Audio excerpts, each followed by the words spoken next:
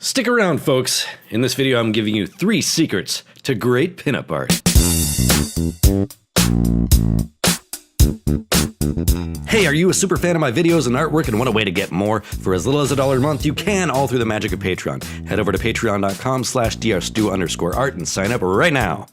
How's it going, everybody? This is Derek Stewart. Thanks for checking out my video.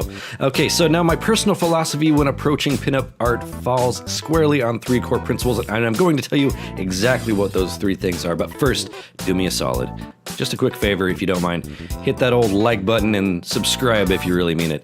It really means the absolute world to me when you do. Thanks for that. Okay. Now, this video isn't necessarily something directed specifically to artists. Yes, I approach the subject from the perspective of a self-proclaimed pinup artist in the traditional sense, but these 3 secrets are easily applicable to models, photographers, filmographers, or whoever. Are you ready? Here they are in no particular order. Number 1, find your motivation.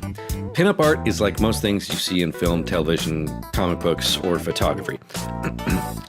Let me back up. Great pinup art is like most things it's always best when there is a felt motivation in the scene. What do I mean by that? Well, put yourself in the character's shoes. Who are they? Why are they there? What are they doing? When are they doing it? How do they feel? A common, misconception with pinup art, I feel, is that if you're not careful, it can easily become about objectifying someone. And I'm not here to shit on those artists or photographers or models. But much in the same way drawing a heroic figure swinging through Manhattan or lifting a car over stunned onlookers becomes instantly iconic, I find the most engaging and creative pinup art comes from a scene with a heartbeat.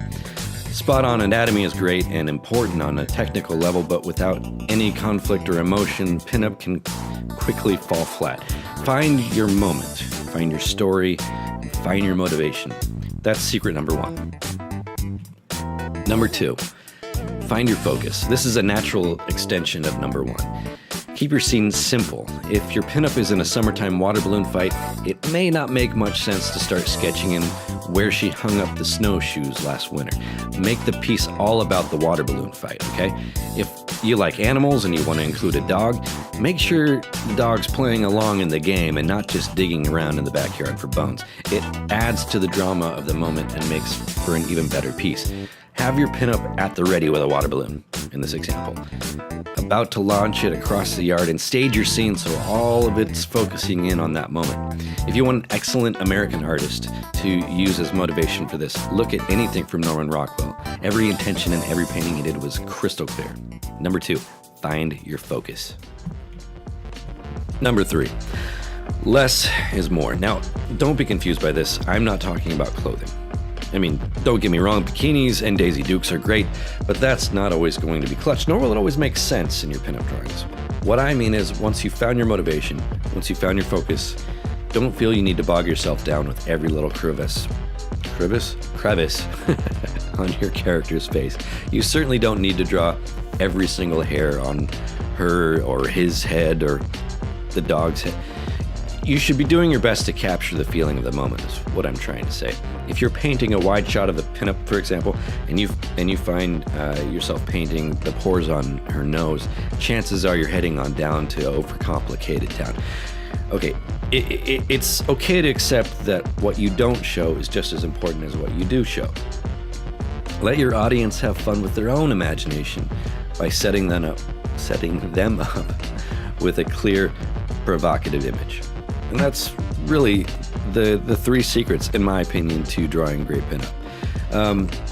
Now, if you like this video, please hit the like button. Please subscribe. And if you really love these videos and my artwork, please consider supporting me on Patreon. Every single dollar helps me to create content like this. And it's always great to have fun content and tips and secrets to share with all of you. By the way, this image that I have been painting in the background is a model. It goes by Rosa Risque, and she was kind enough to let me borrow her likeness. And I drew a little cat, her favorite little kitty. I don't know what the cat's name is, but that's okay. There we go. All right, thank you guys for checking out this video. I will see you next time. Hope you are staying safe and happy. All right.